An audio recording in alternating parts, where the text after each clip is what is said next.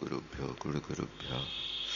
छत्तीस गुण समके पंचविहाचार करण संदर्शे शिष्याणुगय कुशले धम्माहिरे सदा वंदे गुरु भक्ति संजमेड़या तरंती संसार सायरम घोरम छिन्नते अट्टिकम्मम जमन मरण पाविन्ते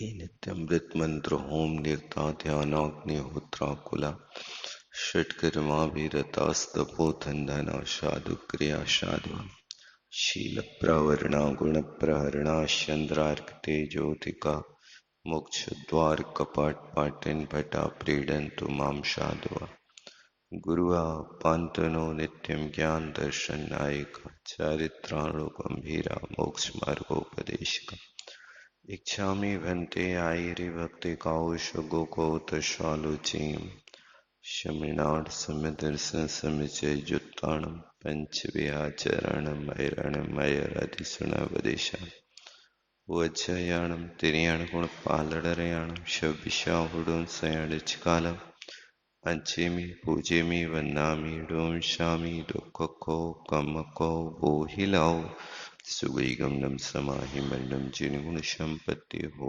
मध्यम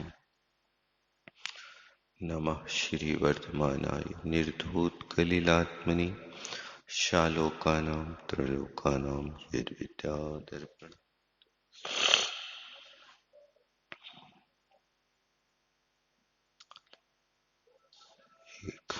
एकत्व भावना के विषय में अपन ने कल देखा एकत्व भावना अपने आप में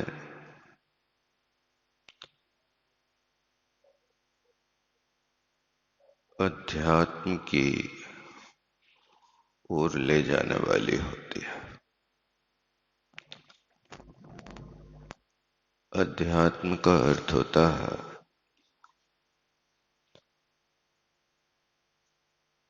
कि वो सिर्फ अपनी एक आत्मा को ही सब कुछ मानता है। आत्मा को छोड़ करके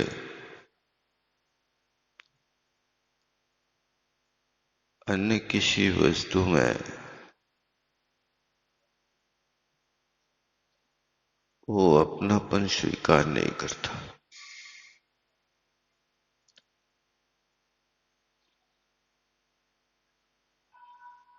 और निश्चय की दृष्टि से देखा जाए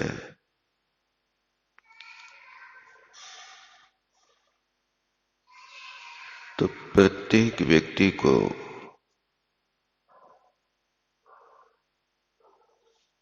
अपने एकत्व के स्वरूप का भान होना चाहिए।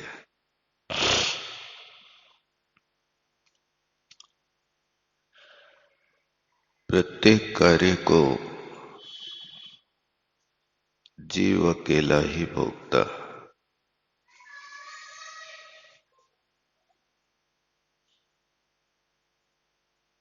जन्मेगा तो अकेला,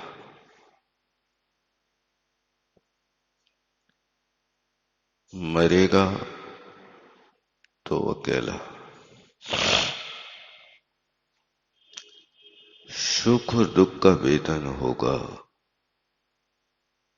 तो स्वयं को भोगना होगा।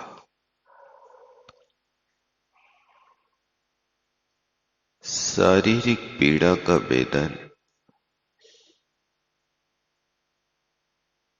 व्यक्ति को स्वयं होता।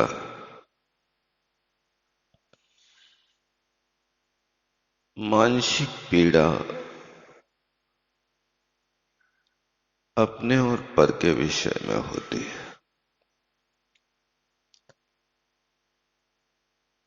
मानसिक पीड़ा डबल भार उठाती है।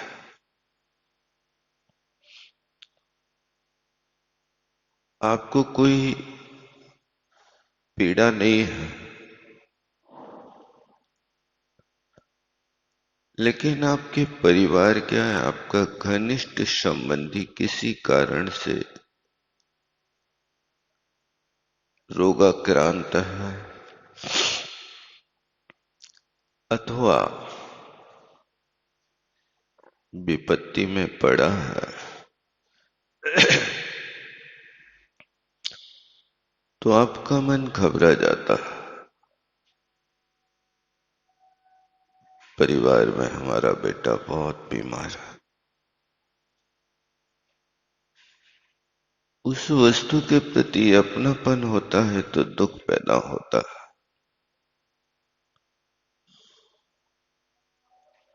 और अपनापन नहीं होता है तो व्यक्ति का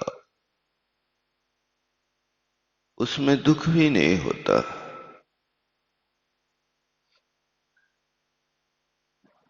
अभी अपनेपन की कल्पना आपने कर रखी है, वास्तव में देखा जाए तो ये मन ने संबंध स्थापित करे। बाकी आपको पीड़ा हो और आप यदि बताएं ना तो हमें कोई अनुभव नहीं होगा कि आपको क्या पीड़ा है, आपके सिर में पीड़ा है। आप मौन रहे, सहते रहे, किसी से कुछ ना कहे तो सामने वाले व्यक्ति को दुख उत्पन्न नहीं होगा। लेकिन वो आपने अपनी पीड़ा को दूसरे को बता दिया, आप भी दुखी और सामने वाले को भी दुखी कर दिया आपने।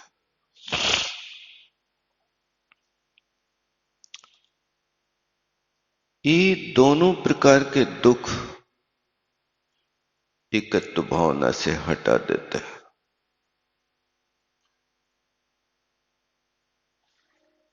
इसलिए कोशिश करो कि जन्म की पीड़ा जिस बालक को होती है वो अकेला रोता है, बाकी सारे परिवार के लोग हंसते हैं।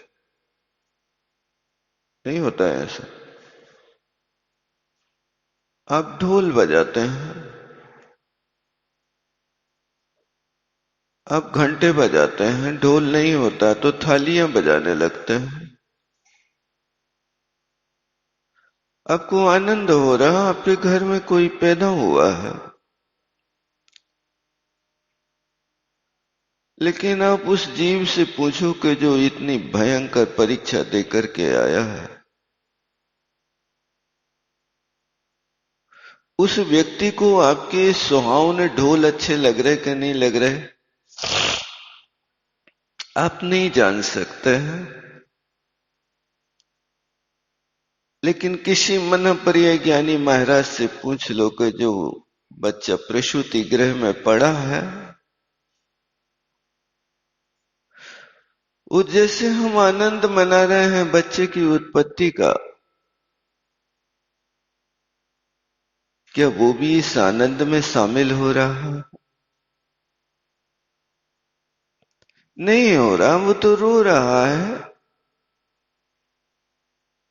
हाँप रहा है, पल्स चल रही है, बहुत स्पीड से चल रही है। अब कहीं बाहर की दुनिया में आया है, अभी तक तो 9 महीने तक वो कूप मंडूक था, कुआ का मेंढक था, कोई से परिचय नहीं था, कोई से रिश्ता नहीं था। जो भी सुख दुख होता था, रोना गाना होता था, पेट में अकेला रो लेता था। अपनी पीड़ा की कोई शिकायत नहीं की उसने 9 महीने तक। कष्ट सब सहे। ये मत समझना कि पेट में कोई पीड़ा नहीं होती है। जन्म के एक अंतर मुहूर्त बाद, पर्याप्त तक होने के बाद,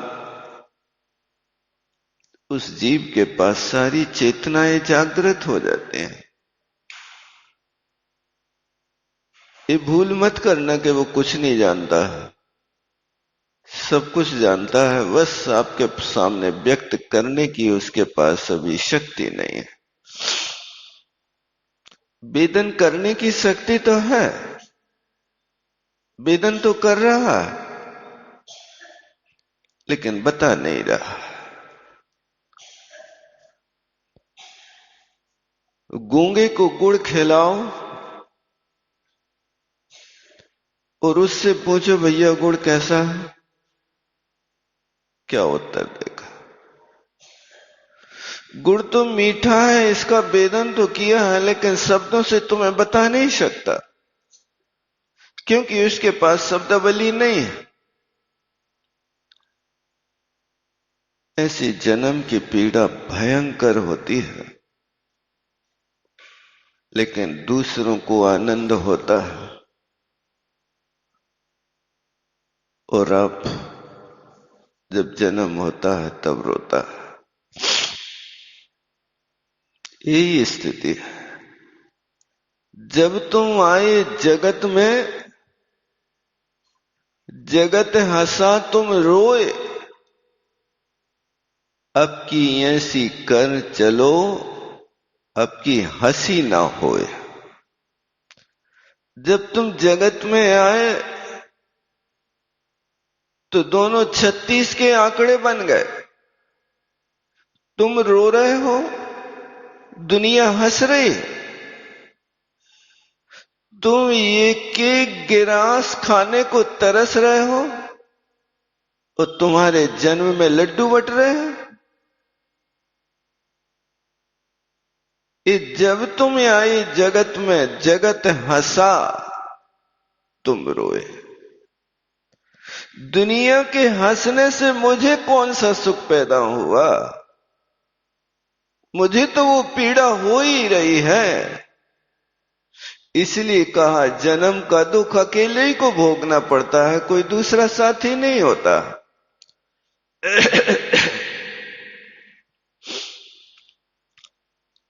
इसलिए जन्म और मरण ये दोनों एक समय की पर्याय हैं, इनमें समय भेद नहीं है। जीव का जब जन्म होता है उसके पूर्व क्षण में वो मरण करके आया है, और जब मरण हुआ है तो इसके पूर्व जन्म होना पक्का है। मरने के बाद कोई एक समय में, कोई 2 समय में, कोई 3 समय में, चौथे समय में तो जीव जन्म ले ही लेता। चौथा समय उन एक इंद्रिय पर्याय में उत्पन्न होने वाले जीवों को लगता है जो निष्कुट क्षेत्र में उत्पन्न होते हैं।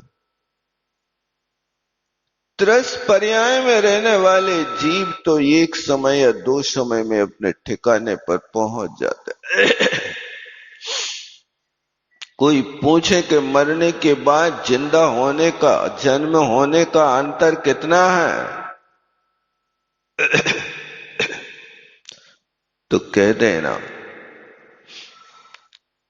कि सबकी अपनी अपनी योग्यता है, लेकिन मरने के बाद 4 समय के पहले पहले हर जीव का जन्म हो ही जाता। इसलिए जन्म और मरण की ये दोनों पीड़ाएं एक साथ सहन करना पड़ता है। वहां शरीर से आत्मा जब निकल रही है, अनेकत्व से एकत्व की ओर हो रही है, तब भी भयंकर कष्ट है। यहां इस शरीर के एक एक प्रदेश में फैली हुई आत्मा अब इस शरीर से निकाल करके बाहर की जा रही है। अनुभव कैसा होता होगा? आप लोगों ने कभी देखा हो किसान भाई गिलकी को सुखा देते हैं और उसको सुखा करके उसके सारे रस भाग को, दल भाग को निकाल करके ये कैसा जटाजूट सा बना लेते जिससे कोई अपना ब्रश जैसा काम कर लेता है। देखा कभी आप लोगों ने? देखा ना? हाँ। बस इसी तरह से जैसे गिलकी में से वो सारा दल निकाल करके उसको सिर्फ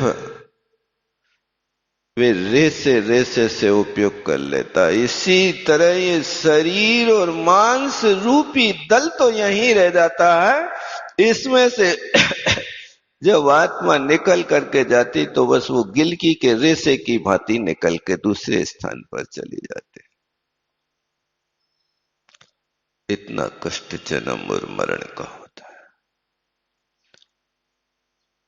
ये वेदन में अलग होता है और कहने में अलग होता है। कोशिश करो कि हे परमात्मा, अपने आत्म स्वरूप की ओर आकर के हम इस जन्म मरण की परिपाटी को मिटा सकें। आप जन्मदिन मनाते हैं,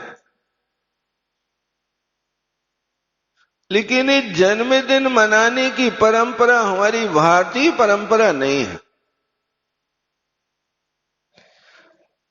हमारे यहां तो जन्म कल्याणक मनाया जाता है, और जन्म कल्याणक उनका मनाया जाता है कि अब संसार में उनका अंतिम जन्म है,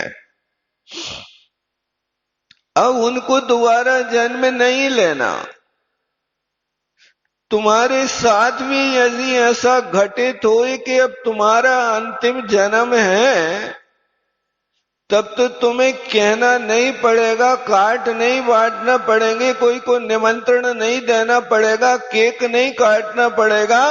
देवता लोग तुम्हारे जन्म कल्याण को मनाने के लिए भी बिना बुलाए, बिना पोस्ट कार्ड के, बिना व्हाट्सएप के तुम्हारे द्वारे पर आकर के तुम्हें ले जाएंगे और मेरू पर्वत पे तुम्हें नहला के ले आएंगे।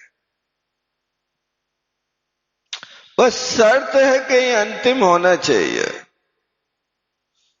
लेकिन अभी ठिकाना नहीं, जन्म के अंत की बात तो छोड़ो, अभी सम्यक दर्शन है भी कि नहीं है, इसी का भी तो ठिकाना नहीं है।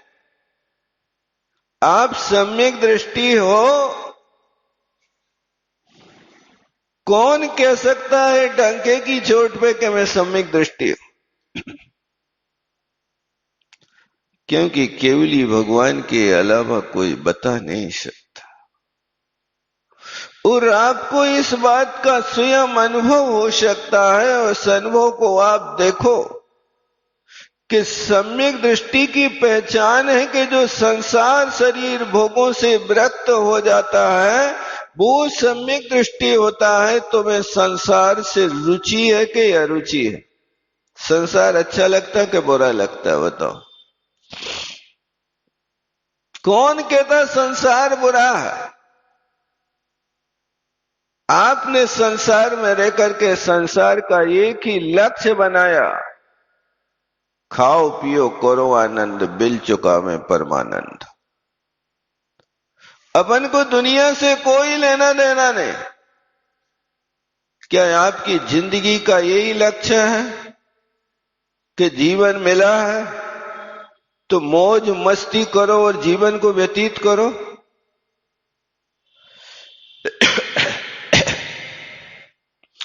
यदि ये लक्ष्य बना करके रखा तो ये संसार का परिभ्रमण का लक्ष्य, संसार को मिटाने का लक्ष्य नहीं। ये जन्म की परंपरा और मरण की परंपरा तब मिट सकती है कि आप सम्यक दृष्टि बने। उस सम्यक दर्शन बनने के बाद सम्यक चारित्र की आराधना करें। उस चारित्र की आराधना करने वाले भी संतों के लिए लिखा है कि आज यदि तुमने चारित्र लेना प्रारंभ किया है तो हो सकता तुम्हें 32 बार संयम लेने के बाद मोक्ष मिले। सकल संयम को 32 बार से ज्यादा लेने की जरूरत नहीं होती है, 32वें बार में वो मोक्ष को प्राप्त कर लेता है। और यदि रत्नत्रय के बिना संयम ले रहा है तो मुनिव्रत धारे अनंत वार ग्रीवक उपजायो, पेने जातम ज्ञान बिना सुख लेश न पायो। अनंत काल हो गए, अनंत बार साधु पद को लिया होगा, लेकिन रत्नत्रय की आराधना के बिना वो साधु पद तो में 9वें ग्रीवक तक तो ले गया लेकिन मोक्ष नहीं ले गया। और जो सुख मोक्ष में होता है वो ग्रीवक में नहीं होता। इसलिए कोशिश करो कि जन्म मरण की परंपरा मिटाए। और सुख दुख जो होता है वो सुख दुख वास्तव में देखा जाए तो इसको आचार्य कहते हैं सिर्फ आपकी कल्पना है। वासना मात्र मैवे तत्सुखम दुखम च दे नाम तथा ही उद्बीजन्ते ते भोगा रोगा वापदे। इस संसारी प्राणी को जो सुख और दुख हो रहा है वो मात्र वासना है। वस्तु की प्राप्ति में तुम्हें सुख हो जाता है और वस्तु के अभाव में दुख हो जाता है। आपकी इच्छा की पूर्ति होती है तो आपको सुख हो जाता है और आपकी इच्छा के विरुद्ध होता है तो आपको दुख हो जाता है। ऐसा पूज्यपाद स्वामी इष्टोपदेश में लिखता है। आपने जो चाहा आप सुख की कल्पना करने लगे। मेरे बेटे की नौकरी लग जाए, हे पारसनाथ सिद्ध चक्र विधान करूंगा मैं शिखर जी में आके।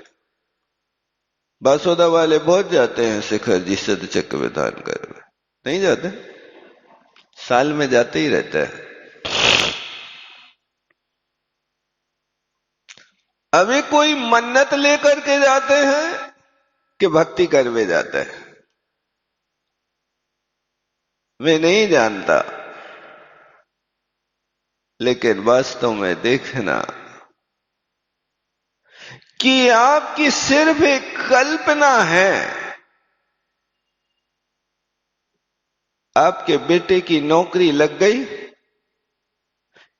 क्या आप पूरे जीवन भर के लिए अब सुखी हो गए?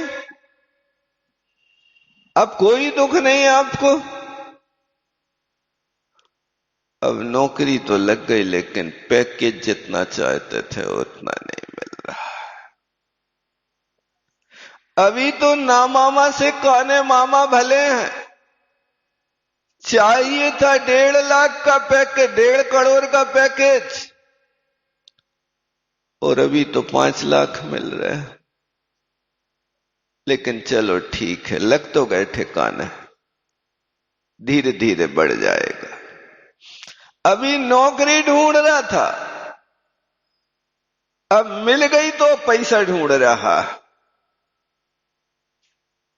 अब नौकरी भी कर रहा है, आगे और भी सुख के लिए छलांग लगा रहा है। अब इसकी और परीक्षा दे दूं, इसको और कर लूं, और कर लूं, और कर लूं। काय में सुख है तुम बता तो दो। इस सिर्फ आपकी कल्पना है कि इसमें सुख मिलेगा, इसमें सुख मिलेगा, इसलिए उसकी ओर दौड़ लगाते हो और दौड़ते दौड़ते तुम्हारी जिंदगी निकल जाती है। कभी सुख का अनुभव नहीं हो पा रहा। जन्म से मरण तक दौड़ता है आदमी, दौड़ते ही दौड़ते दम तोड़ता है। संसार का प्रत्येक व्यक्ति सुख चाहता, दुख से डरता। जे त्रिभुवन में जीव अनंत, सुख चाहे दुख तय भय। हर व्यक्ति को सुख चाहिए, दुख को तो कोई मांगता नहीं है। लेकिन सुख चाहिए तो सुख कैसे मिलता है, इसके भी तो आप तरीके अपनाओ ना। आप जानते हो कि पाप करने से सुख मिलेगा कि पाप के त्याग से सुख मिलेगा? बताओ किससे मिलेगा? किसमें सुख है? पाप करने से कोई सुखी हुआ है? और पाप का तुम त्याग करने को तैयार हो? झूठ बोलना बंद कर दो भैया। झूठ तो तब बोल है जब दुकान पे तालो डाल दे। जब तालो डलेगा तभी झूठ का त्याग होगा, अन्यथा तो तुम्हारे जीवन में झूठ बोलने का त्याग ही नहीं होने कभी।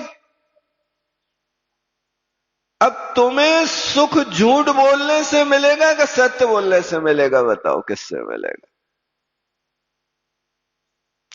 लेकिन ये विपरीत धारणा है कि आप जा रहे पश्चिम की ओर, तुमने धारणा बनाने के लिए मैं सही दिशा में जा रहा हूं। नहीं, तुम्हारी मंजिल तो पूरब की ओर है।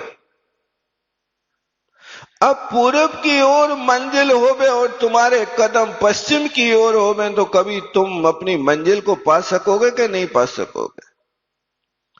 तुम्हारा मोक्ष मार्ग तो पापों के त्याग के बाद सुख प्रदान करने वाला है, लेकिन तुम्हारा संसार का मार्ग तो पापों में सुख खोज रहा है।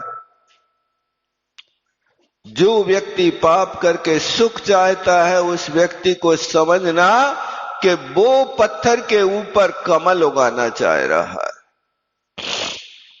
जो पाप करके सुख चाहता है उस व्यक्ति को समझना कि वो अग्नि में जल करके शीतलता ढूंढ रहा है कि अग्नि में जल जाओ, शीतलता मिल जाएगी।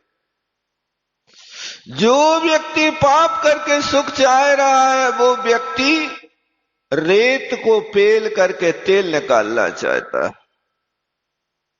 जो व्यक्ति पाप करके सुख चाहता है उस व्यक्ति को बस ऐसा समझना कि वो पानी को बिलो करके घी निकालना चाहता है। ये धारणा बदलिए आप। एकत्व भावना के प्रति आप रुझान रखिए। सुख दुख का भोगी। सच्चे सुख की परिभाषा समझो। वो सच्चा सुख मिलता कैसे है? ये तुम्हारा जो सुख है ये साता वेदनी कर्म के उदय से होने वाला सुख है। और ये साता वेदनी कर्म है और कर्म का ठिकाना नहीं कि कब कर्म तुम्हारा साथ दे और कब धोखा दे दे। कर्म के ऊपर कभी भरोसा मत करना। भाव और भाग्य व्यक्ति का कब बदल जाए इसका कोई ठिकाना नहीं। एक पल का भी भरोसा मत करना। दो भाइयों में बहुत गाढ़ी मित्रता थी। अब मित्र विदेश गए, पैसा कम। भाई दोनों विदेश चले गए पैसे कमाने के लिए। नाम था अहिदेव और महिदेव। खूब पैसा कमाया। अब दोनों ने कहा भैया अब अपने देश की ओर लौट चले। इतना आडंबर कैसे ले जाओगे? सबको बेच दो, एक मुट्ठी में रखने वाली चीज को ले चलो। और सारी संपत्ति को बेच करके उनने हीरे खरीद लिए। हीरा लेकर के रास्ते में आ रहे थे, जहाज पर बैठ करके बड़े भैया के मन में विचार आया, इस छोटे भाई को मार डालो तो हीरे का मालिक मैं ही अकेला रहूंगा।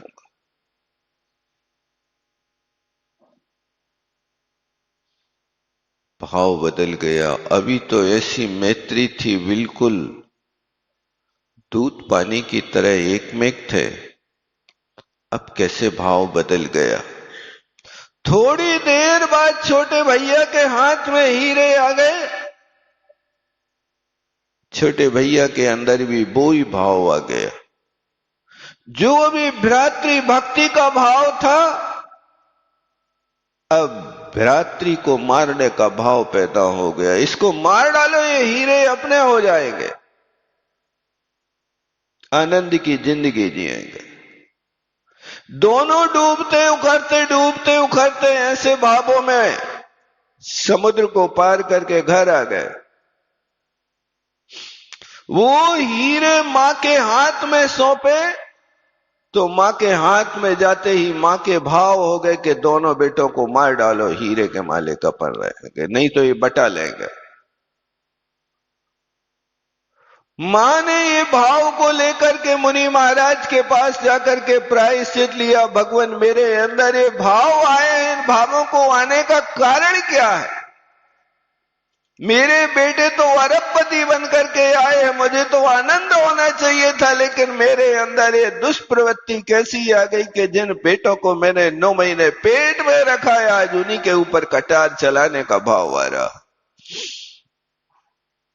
महाराज ने कहा तुम्हारे घर में कोई ऐसी वस्तु का प्रवेश हुआ है जो वस्तु तुम्हारे भाव पैदा कर रही। हाँ महाराज, हीरे आए,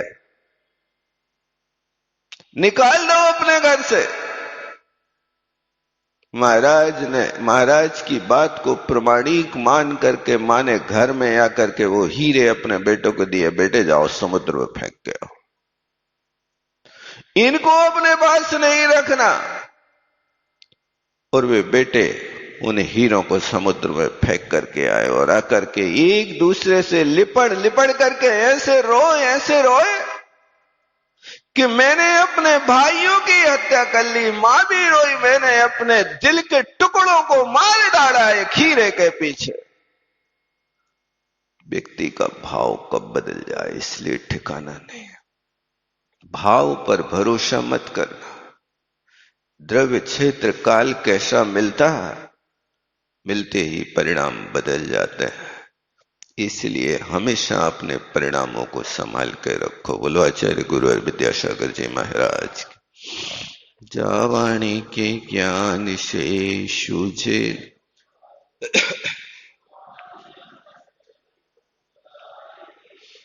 हे जिन बाणी भारती, तो जपो दिन रे जो तेरो शरणागत।